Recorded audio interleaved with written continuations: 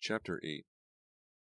Brenda pulled herself up and craned her neck to see what Tracy was staring at. The booths along the back wall were all filled. In one booth, an elderly couple were sharing an enormous banana split. In the next booth, a mother was reaching across a table with a napkin, trying to wipe the chocolate smears off a little boy's chin. When Brenda saw the couple in the corner booth, she cried out too. She could see only the back of the girl's head, but she recognized Hallie's disheveled blonde hair at once. She could see the boy's smiling face clearly. Hallie and Noah. They had tall soda glasses in front of them. They were holding hands across the table. Noah had a goofy, dreamy look on his chubby face. "I don't believe it," Tracy cried again, her voice rising over the distorted electric guitars from the jukebox. "Tracy, what are you doing?" Brenda cried. But before Brenda could stop her, Tracy had slid out of the booth and was making her way quickly toward the corner booth, her hands clenched into tight fists at her sides. Oh, wow, Brenda thought unhappily. I guess I should have warned Tracy about Hallie and Noah, but I didn't know. I really didn't know that they were actually seeing each other. Brenda pushed herself up from the booth and reluctantly followed Tracy. Does this mean that Hallie has forgotten about Ted? Brenda wondered. Why is she only interested in my boyfriend and my friend's boyfriend? Doesn't she realize how sick that is? Doesn't she care? By the time Brenda reached the corner booth, Noah's face was bright red.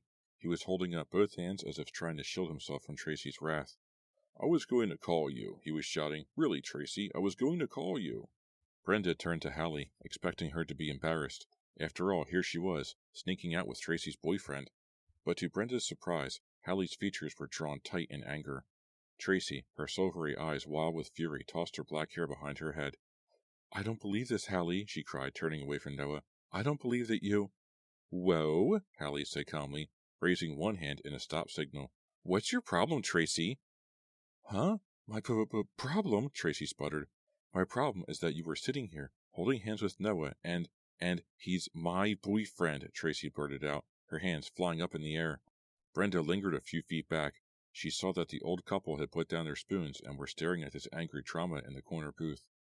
"I didn't force Noah to come here with me," Hallie said smugly. "I was going to call you," Noah repeated, his face still bright red. "It's not like you own him," Hallie told Tracy. Tracy opened her mouth wide to reply, but no sound came out. Standing behind Tracy, Brenda shoved her hands into her jeans pockets, feeling really embarrassed. Half the restaurant was staring at them now. "I really was going to call you," Noah said. "That's so lame," Tracy told him, rolling her eyes. "Don't ever call me again, Noah." She flashed Hallie a dirty look, then spun around and stormed back to the booth. Dropping a $5 bill on the table with a trembling hand, she grabbed up her jacket and headed quickly for the exit. Brenda hurried after her. "Tracy, wait up." A few seconds later, they were out in the parking lot, walking quickly toward Tracy's car. "Wait up," Brenda repeated, lowering her head against a cold, gusting wind. The sky was gray and starless. The wind carried cold drops of rainwater. Somewhere in the far distance, thunder rumbled. "I wanted to pour that soda over her head," Tracy said through clenched teeth. "I really did." "First Ted, then Noah," Brenda said wistfully, jogging to catch up with her friend. Tracy turned to face Brenda at the car. "Your cousin really is messed up," she said heatedly, the pale parking light lots reflecting the anger in her eyes. "Tell me about it," Brenda replied bitterly, thinking of the words smeared in blood on her bedroom wall. "You have to get rid of her, you really do," Tracy said, breathing hard, her breath steaming up in front of her. "What can I do?" Brenda replied. "My mom told me her parents' court hearing was put off for 3 months. That means Hallie will be staying with us all winter." Tracy unlocked the car door with a trembling hand.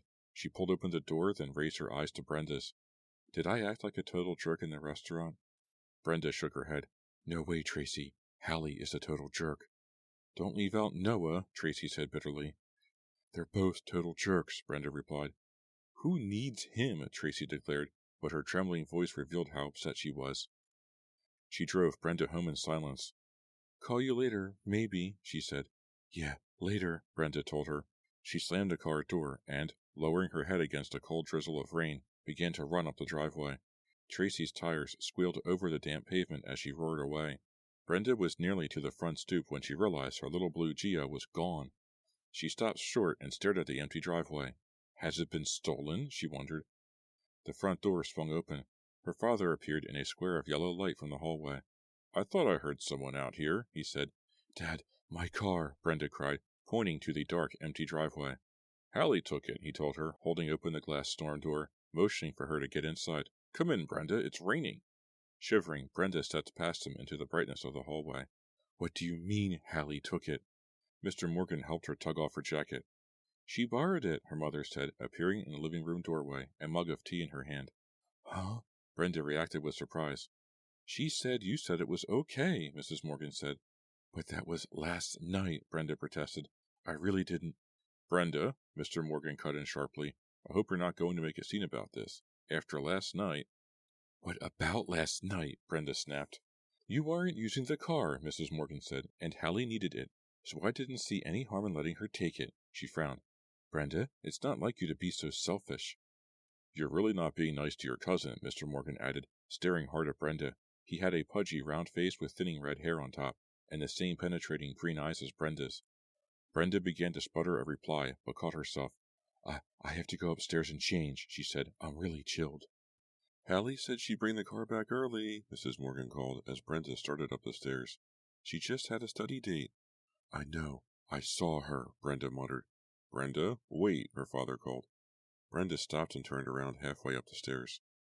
I have an apology to make, he said, his expression troubled as he stared up at her.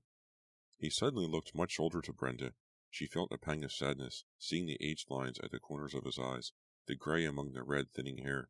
The guy who was supposed to come today, her father said, to remove the wallpaper and paint your room.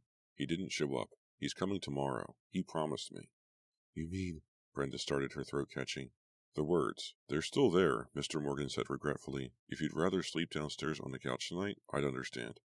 I still think you should have called the police, Mrs. Morgan cut in, holding the steaming mug of tea in both hands. Someone definitely broke into this house and vandalized Brenda's room. Brenda sighed. She didn't feel like starting this argument all over again. I'll sleep in my room. It's okay, she said, and hurried up the rest of the stairs. Oh, by the way, Ted called, her mother said. Brenda turned again. What did you say to him? Shh, you'll wake up your brother, Mrs. Morgan scolded, raising a finger to her lips. What did you say to Ted? Brenda demanded. Just that you were out, her mother replied defensively. That's all. What was I supposed to say? That's fine, Brenda told her, and made her way to her room. The ugly scrawled words greeted her as she clicked on the ceiling light. They had faded to a dark brown. Forcing herself to look away, Brenda changed into a long flannel nightshirt, tossing her clothes onto the chair by the closet. The jack-o'-lantern they had carved the night before grinned at her from a corner of her desk. It reminded her of her Halloween party. I've got to get busy on it, Brenda thought. It's less than 2 weeks away and I haven't done a thing. She thought of giving Ted a call, but changed her mind. Maybe she'd see him in school tomorrow. Am I still furious at him? She asked herself. She couldn't decide. She made her way downstairs and pulled a can of Coke from the refrigerator. Then she returned to her room to do some homework. She heard Hallie come in about an hour later. Voices downstairs, her father laughing, Hallie talking excitedly. Brenda quickly closed her door. I certainly don't want to see Hallie again tonight, she thought. She yawned and glanced at the clock. A few minutes past 11. She decided to go to bed. She turned out the light. Then, as she pulled down the covers, the jack-o'-lantern on the desk across the room caught her eye. In the gray light from the bedroom window, it grinned at her. An evil grin, Brenda decided. A very evil grin. She shuddered. You're not going to grin at me like that all night, she said aloud. Padding barefoot across the shag rug, Brenda grabbed the pumpkin with both hands and turned it until it faced the wall. Then she crept back to bed and pulled the covers up to her chin. Outside the window, the wind howled, sending sheets of rain pattering against the glass. A flash of jagged lightning cast the room in a brief, silvery glow. The scrawled letters on the wall seemed to pop out at her, then quickly fade as the lightning faded. Brenda closed her eyes, shutting out the ugly wall. She thought about Ted. She tried to remember all the fun times they'd had, but her mind kept bringing back the picture of him in her car, Hallie's blonde hair over his face as they kissed in her driveway. I'll never forgive you, Ted, she thought. Or maybe I will. I don't know. I've got to get to sleep, she told herself, propping up the pillows and sliding onto her back. I'll be a wreck tomorrow. I really have to turn off my mind so I can fall asleep. She forced her eyes closed, but a loud crack of thunder startled them open again. Got to get to sleep. Got to get to sleep. Something across the room caught her eye. Something moved. She raised her head on the pillow, squinting into the darkness. And as she stared, she saw it move. The pumpkin. It began to turn. Brenda stared in wide-eyed horror as the pumpkin, half in shadow, half in gray light from the window, slowly turned. As its face rotated into view, its sharply cut features began to glow. The triangular eyes, the crooked nose, the jagged toothsome grin, all glowed orange-yellow, as if an invisible candle had been lit inside. "No!" Brenda cried in a choked whisper. The jack-o'-lantern grinned at her, glowing eerily, and as Brenda stared, the wide mouth began to move. The crooked teeth lowered themselves as the mouth pulled itself shut. The eyes began to spin, slowly at first, then rapidly, until they were a bright, whirling yellow glow. "No!" Brenda cried again. Her voice sounded tiny and childlike. "No, please!" The jack-o'-lantern's mouth closed, making a disgusting wet sucking sound, then opened, then closed again as the eyes whirled madly, staring blindly across the room at Brenda. And then, as the hideous, jagged lips continued to move, the wet sucking sound growing louder, Brenda heard the jack-o'-lantern's voice, dry as wind, dry as death. The grin widened, the yellow eyes whirled, the mouth opened and closed, and the jack-o'-lantern rasped, "See you on Halloween." Chapter 9. "No!" Brenda's wail rose through the dark room. She sat up straight in bed, her heart pounding. She could feel the hot beads of perspiration on her forehead. Staring in fright through the gray darkness, she saw that the pumpkin had turned back to the wall. No, it hadn't turned back, she slowly realized. It had never turned. A dream, an ugly nightmare, as ugly as the scrawled words covered in shadow on her wall, as ugly as the jack-o'-lantern's grin. All just a nightmare. She wiped her forehead with the sleeve of her nightshirt. And why shouldn't she have nightmares? Hallie was making her life a complete nightmare. Brenda stared hard at the pumpkin, assuring herself that it had never really lit up, never uttered that whispered threat. Then she let her head sink back to the pillow and fell into a deep, dreamless sleep. "We still have a date to the homecoming dance," Ted said. "Huh?" Brenda's reaction was surprise mixed with anger. "Are you kidding me?" She had started to walk home from school the next afternoon. A sunny but brisk day with white, fleecy clouds high in the sky. Crossing Oak Ridge Street in front of the high school, she had caught a glimpse of him in the corner of her eye. He was loping after her, his long legs making their stork-like motions, his brown hair bobbing in the wind, his backpack slung over one broad shoulder. "Hey, Brenda, whoa," he had called. Pretending not to hear him, she had kept up her steady pace, waving to some kids she knew who rumbled past in a big red Taurus station wagon. Ted had caught up easily and grabbed her arm. Then, before she could pull free, he had made his surprising announcement that they still had a date for Friday night. Surprising, since she hadn't talked to him since seeing him with Hallie that afternoon. "What makes you think I'd go with you?" she asked angrily. He shrugged and crinkled his eyes at her, giving her his best boyish smile. "I just thought you might want to," he said quietly. "Listen, Brenda, I'm really sorry. I've been calling you for days, you know, and every time you just hang up." "You're sorry? About what?" she demanded, continuing to walk. The wind shifted, and she could hear the blare of the marching band from the practice field beside the school. "About, you know," Ted replied, blushing. He swept a hand back through his thick brown hair. Brenda stopped walking and turned to him, her eyes searching his. "Hallie broke up with you, is that it? She's going with Noah now, so you decide you'll come back to me? Your second choice?" His eyes widened in surprise. "Huh? Noah? What about Noah?" "Give me a break, Ted," Brenda said sharply. "This innocent act is really the pits." "Hallie is going out with Noah," Ted repeated, pronouncing each word slowly and distinctly. His expression remained astonished. "Since when?" Brenda continued to stare into his eyes. "You really didn't know that?" "Really," he replied, shifting his backpack to the other shoulder. They started walking again, in silence for half a block. A school bus squealed to a halt at a stop sign. Two boys about Randy's age chased a girl in a yellow windbreaker across the street, chanting her name, Priscilla, over and over. "Your cousin Hallie really gets around," Ted muttered, shaking his head. "Tell me about it," Brenda replied, rolling her eyes. "She's nice, though," he added, avoiding her eyes. Brenda didn't reply. As they stopped at the corner, he suddenly put his arm around her shoulders. She started to pull away, then decided not to. She realized she was happy they were getting back together. "I still really like you," Ted said, blushing. "I like you too," she whispered back, leaning her head against the broad shoulder of his silver and blue school jacket. "I just think we should see other people too," he continued. "You know, not be so serious." The words stung Brenda, but she forced herself not to react. He still likes Hallie, she realized unhappily. He still wants to go out with Hallie. Maybe he's only taking me to this stupid dance on Friday night because she wouldn't go with him. Did you ask Hallie to the dance first? The words burst out of her mouth in a strange, tight voice Brenda had never heard before. He still had his arm around her shoulder, his eyes widened in surprise. No way, he told her. I asked you weeks ago, remember? The answer didn't satisfy her, but she decided not to pursue it. He leaned his head down and kissed her. His lips were dry and scratchy against hers. She returned the kiss, but Hallie spoiled it, creeping into her thoughts. Did he kiss Hallie like this?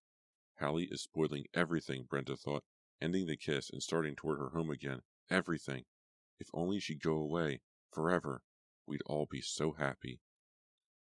So, is Ted still hung up on Hallie? Tracy asked, shoving the last chunk of a Milky Way bar into her mouth. Probably. I don't know, Brenda muttered, picking at a hangnail on the back of her thumb. Tracy had stayed for dinner, spaghetti and meatballs and a big tossed salad. Now they were up in Brenda's room, scarfing down little bite-sized Milky Way bars that were supposed to be saved for Halloween, and waiting for Dina to come from her job. Brenda had taken the opportunity to tell Tracy about how she and Ted had made up, sort of. Tracy reacted to the news with surprise. Hallie wants them both, she said bitterly. You can bet on it. Maybe, Brenda replied wistfully. Anyway, I guess I'll go with Ted Friday night. It's our last homecoming dance after all. Tracy sighed and didn't reply. Brenda felt a stab of remorse. Tracy still hadn't gotten over the shock of seeing Noah with Hallie. So, where is the lovely Hallie Benson tonight? Tracy asked sarcastically. Out scouting more of the local talent? Brenda shrugged. I have no idea where she is. I barely speak to her anymore. Does she care? Tracy asked, tearing open another candy bar. Not much, Brenda replied, as long as she can borrow my car whenever she wants. She started to say more, but Dina's voice suddenly burst into the room. Hey, guys, I can hear every word you're saying. It took Brenda a moment to realize that Dina's voice was coming from the air vent. Come upstairs, she shouted into the vent on the floor. Really? You can stand in the hall down here and hear every word? Dina called up. Good thing you weren't gossiping about me. We were just going to start, Tracy joked. Dina appeared in the bedroom doorway a few seconds later, looking tired and even more pale than usual. What did you do to your hair? Tracy asked. The question caught Dina by surprise. Nothing. I haven't had time to wash it. Brenda laughed. Tracy sure knows how to make with the compliments, doesn't she? Give me a break, Tracy replied. She tossed a candy bar to Dina. Dina caught it in one hand, then let her backpack slide off her shoulder onto Brenda's bed. She was wearing loose-fitting gray sweats. Are we ready to kill Hallie? Dina asked, dropping down onto the shag rug, leaning her back against the bed. I know I am, Tracy exclaimed unhappily. Wait, let me get a pad, Brenda said, crossing the room to the desk. She glanced at the jack-o'-lantern, its face still toward the wall. We've got to get serious about this murder, Brenda said, pulling a long writing pad from the desk drawer. We have to turn it in a week. I have some good ideas, Tracy announced, reaching for another Milky Way. I've been thinking about murdering Hallie a lot. In fact, I've been thinking about nothing but. Brenda laughed. At least you've kept your sense of humor. Who's kidding? Tracy joked. Mrs. Morgan's voice through the air vent interrupted them. Brenda, your dad and I are going out. Just to the Smithsons for a few hours. Watch Randy, okay? Okay, Brenda called down. She turned to her friends. Good. Now we can go downstairs and do our plotting in the living room. It's much more comfortable than this cramped little closet. At least you've got nice white walls now, Dina said, as they collected their things and headed for the stairs. Yeah, the guy came and did everything, Brenda said, glancing at the wall where the bloody words had been scrawled. Now it's just like new. Except that, in her mind, she could still see the ugly words, and probably always would. They settled in the living room, Brenda and Tracy on the couch, Dina in the big armchair across from it. Dina had pulled off her sneakers and turned sideways in a big old chair, her long legs hanging over one padded chair arm. So, what are your ideas? Brenda asked Tracy. How does Hallie get it? Tracy snickered. She raised her hands and squeezed them together as if she were choking someone. She gets strangled, Brenda cried. I love it. Tracy shook her head. No, forget strangling. It's too good for her. Maybe we should hang her, Brenda suggested. We could have her tied up and... I think we should change our victim's name, Dina interrupted, frowning. You and Tracy are taking this too seriously? You're starting to scare me? Tracy laughed. You think we really want to murder Hallie? Dina nodded. Yeah, you're giving me the creeps. Let's stick with stabbing, Tracy said, changing the subject back. It's a Halloween party, see? Everyone is in costume? Right, Brenda agreed, writing quickly on the pad. Hallie is in her gorilla costume. I'm a clown. Dina's a monk, and... She raised her eyes to Tracy. What's your costume going to be? A peacock, Tracy revealed, grinning. Brenda and Dina reacted with surprise. I got these great peacock feathers, Tracy explained, her eyes lighting up. And I've made this great-looking peacock tail. I found a bird mask in a store, and I'm going to sew... Dina groaned. You and Brenda are so creative. You really make me sick. Okay, so you're a peacock, Brenda said impatiently, scribbling on the notepad. Let's stick to our murder. Which one of us gets to stab Hallie? Mrs. Ryland said it should be the last likely suspect, Dina recalled. It should be the person you'd never suspect. Well, I guess that's you, Brenda told Dina. I mean, Tracy and I have good reasons for hating Hallie, but you don't, so you should be the murderer. Dina reached up and scratched the bottom of her foot through the white sock. Yay, she cheered, I'm a murderer. But we have to make it tricky, Tracy said thoughtfully. We have to... I need a Coke or something, Dina interrupted, climbing to her feet. Can I get anybody anything? Bring 3 Cokes, Brenda said. Dina disappeared toward the kitchen. The front door opened, startling Brenda and Tracy. Hallie entered and wiped her sneakers on the mat. Hi, guys, she called, poking her head into the living room. Without waiting for a reply, she turned and hurried up the stairs. A few minutes later, Dina returned, and Tracy continued telling her plot idea. We're at the costume party, she began, and Dina convinces Brenda to switch costumes with her. Huh? Brenda sat up straight, the pen poised over the pad. Dina takes the clown costume, and you put on the monk costume, Tracy explained to Brenda. Why would she do that? Brenda demanded. I get it, Dina said, taking a noisy sip from the soda can.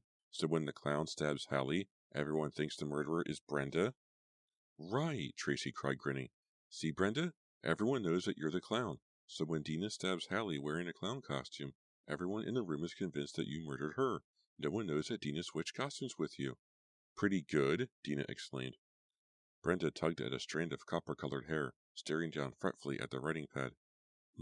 I don't know, Tracy. It's real tricky, don't you think? Tracy insisted. But what happens when I pull back my monk's hood? Brenda asked, nibbling on the end of her pen. Everyone will know that it wasn't me, and then I'll tell everyone that Dina was wearing my costume, and the whole thing will be over. Well, Tracy twisted her face in a thoughtful pose. Maybe Dina has to kill you too, so you don't reveal the secret. A double murder? Dina exclaimed. Maybe Mrs. Ryland would give us extra credit? Brenda and Tracy laughed. She won't give us any credit at all if we don't come up with a perfect murder, Brenda said. I'm hungry. Is there anything to eat? Randy appeared in the doorway, a pitiful expression on his face. I'm kind of hungry too, Dina admitted. I think there's some chocolate cake in the kitchen, Brenda said, climbing to her feet. She tossed a pad of pen onto the couch. Let's check it out. That ended the murder plotting session. After their cake, Randy went into the den to watch TV. Tracy and Dina decided they had to get home to do other homework. We're making progress, I think, Brenda said, seeing them to the front door. Plotting a murder is harder than I thought, Tracy said. Dina giggled. I'm glad it isn't something we have to do every day. Brenda closed the door behind them. Thinking about the murder plot, she returned to the kitchen and cleaned up. Maybe Dina should switch costumes without telling anyone, she thought. Then there wouldn't be any witness to squeal on her. Then she thought, I should be the killer, not Dina. I'm the one who should murder Hallie. She's my cousin after all. The thought struck Brenda funny. She was chuckling about it as she climbed the stairs to her room. Upstairs, she saw that Hallie had her door closed. What's she doing in there? Brenda wondered bitterly. Planning whose boyfriend she's going to steal next? A strange picture flashed into Brenda's mind. In it, she saw Hallie sitting on her bed, grasping a little doll in one hand. It was a Brenda doll, and Hallie was gleefully pushing long pins into it. I really hate her, Brenda thought, staring at the closed bedroom door. I really hate her, and she's going to live here in my house forever. Trying to shake these depressing thoughts from her mind, Brenda made her way to her room, pulled out her government text, and dropped it onto her desk. Peering out the window, she saw the glare of headlights down below. She heard a car door slam, then another. Her parents were home. Good, she thought, they can get Randy to bed. She lowered herself behind her desk and realized with a jolt that the jack-o'-lantern was glowing. Oh! A cry of surprise escaped her lips. It grinned at her, flickering orange-yellow light behind its jagged smile. The triangular eyes appeared to gleam brightly into hers. Who lit this thing? Brenda cried aloud. And then the sour aroma filled her nostrils. Her breath caught in her throat. What is that awful smell? Cautiously, she inhaled. It smelled like rotten meat. Her stomach churned. It must be the insides of the pumpkin. But a pumpkin couldn't smell this bad, could it? The foul odor lingered in her nose. Holding her breath, Brenda reached for the pumpkin top with a trembling hand. Grasping the short stub of the stem, she pulled off the lid and peered inside. No! The cry of horror burst from her lips without her realizing it. The fetid odor rose up and circled her, thick and foul. The short candle in the center of the pumpkin glowed brightly, the yellow flame tilting from side to side, and beside the candle lay a small, dark form. Oh!